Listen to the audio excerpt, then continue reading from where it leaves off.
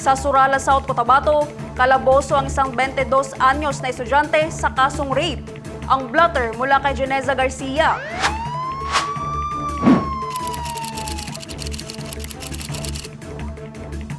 Kalaboso ang 22 anyos na estudyante na kinilala sa alias Dre.